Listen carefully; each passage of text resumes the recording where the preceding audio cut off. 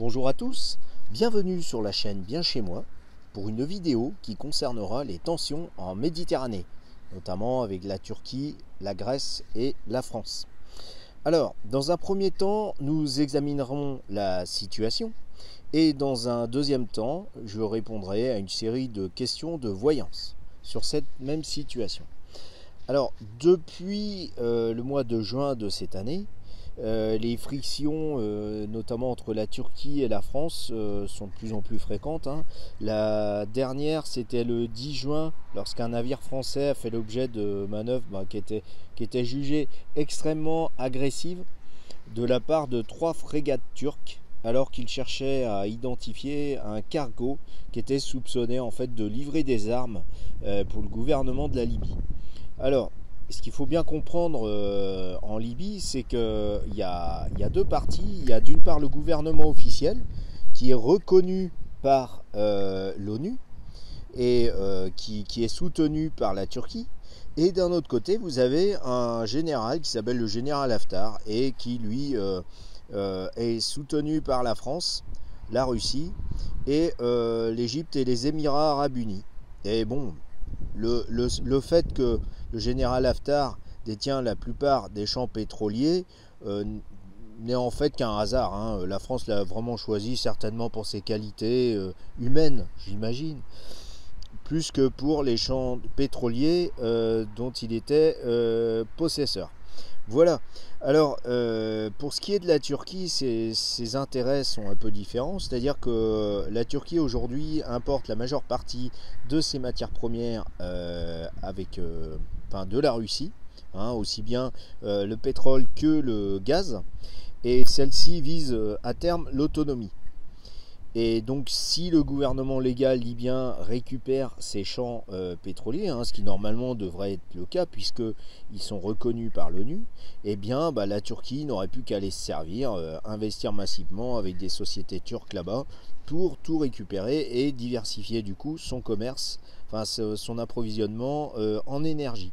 Voilà, alors tout devrait être parfait, sauf que en Libye, il y a un troisième homme, qui pourrait bien d'amener le pion aux prochaines élections, c'est Saïf al-Islam. Alors Saïf al-Islam, c'est le fils de Kadhafi.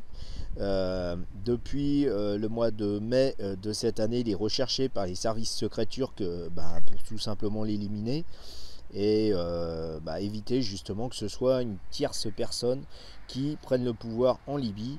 Parce qu'en fait, oui, Saïf al-Islam, lui, son intérêt, c'est ni la France ni la Turquie, mais la Libye. Voilà. Ce qui devrait être le cas d'ailleurs de tous les gouvernements. C'est de servir d'abord son peuple.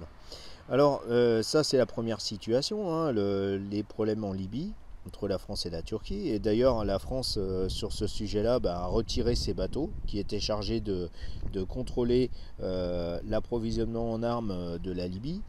Elle a fait profil bas parce qu'en fait sur une trentaine de pays dans l'ONU, il y en a 22 qui se sont prononcés contre ce qu'elle a fait et il y en a seulement 8 ont pris position pour la France, les autres ont pris position pour la Turquie. Donc deuxième champ de tension en Méditerranée, c'est le Liban. Alors notamment lors de la première visite de Le Drian, on en avait déjà parlé lors de la vidéo que j'avais fait, je crois, le 9 août. Et donc dans la foulée, évidemment, 10 jours après la première visite menaçante de Le Drian au Liban, le président en personne est allé se pavaner au Liban pour proposer son aide, entre guillemets. Aide évidemment liée à des privatisations, notamment de la compagnie d'électricité. Mais ça, je n'y reviendrai pas puisqu'on en avait déjà parlé la dernière fois. Alors, évidemment, la Turquie voit ça d'un très mauvais œil, puisque une base au Liban, ça voudrait dire que l'aviation française ne serait qu'à 20 minutes de la frontière turque, et ça, elle ne peut pas le supporter. Et puis, il y a un troisième foyer de tension, c'est les nouvelles découvertes de gaz qui ont été effectuées par la Turquie sur des eaux qui sont revendiquées par la Grèce. Et donc il y a 2 jours, hein, le 20 août, 2 frégates, donc turques et grecques, se sont télescopées.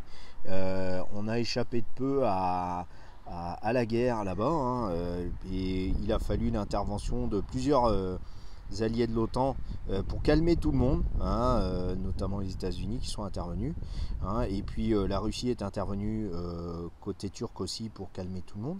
Et donc pour le coup, voilà, on est vraiment sur un champ de bataille potentiel.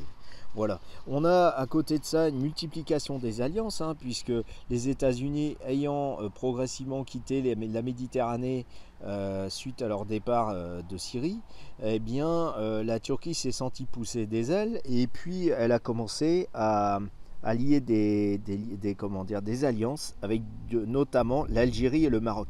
Voilà. Ce qui ne fait pas du tout le jeu de la France, hein, puisque jusqu'ici la France entretenait péniblement, certes, mais entretenait quand même des accords économiques avec l'Algérie et le Maroc. Voilà.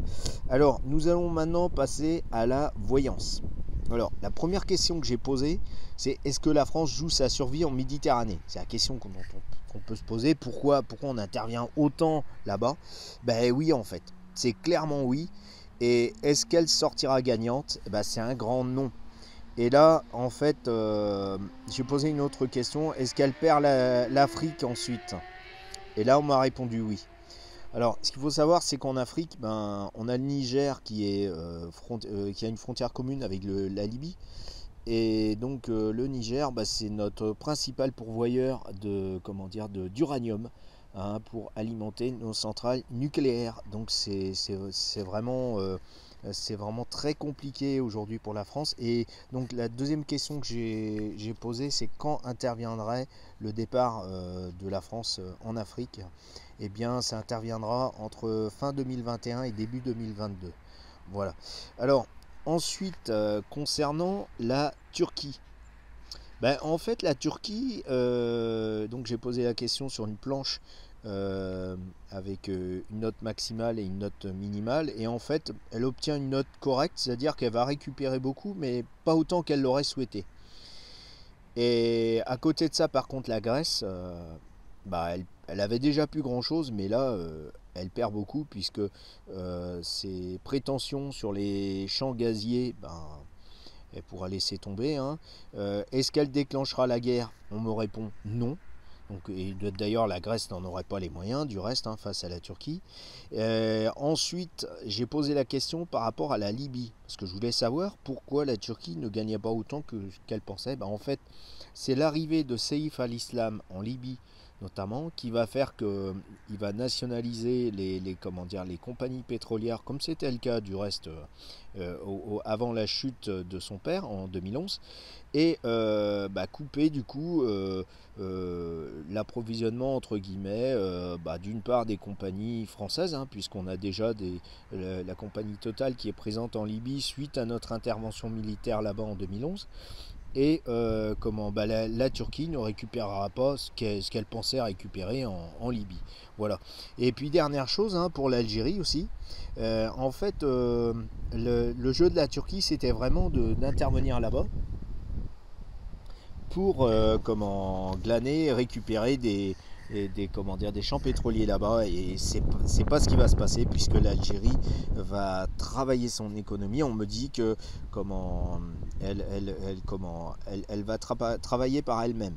Donc c'est-à-dire qu'elle va investir massivement, et ce sera des compagnies algériennes qui géreront la distribution du pétrole. Voilà. Une dernière question quand même. Est-ce qu'une guerre aura lieu en Méditerranée dans les 3 ans qui viennent? Et là, clairement, non. Donc ça, c'est une bonne nouvelle, hein. Maintenant, c'est pas une bonne nouvelle pour c'est pas une bonne nouvelle pour la France, hein, puisque la France va perdre tous ses intérêts, notamment en domaine d'énergie, comme en Algérie, et également à moyen terme au Nigeria. Donc voilà. Donc c'est tout ce que j'avais à vous dire sur cette vidéo. J'espère qu'elle vous a plu. Je vous souhaite un bon week-end et je vous dis à la prochaine. Si la vidéo vous a plu, n'hésitez pas à mettre un petit pouce bleu et à vous abonner. À bientôt.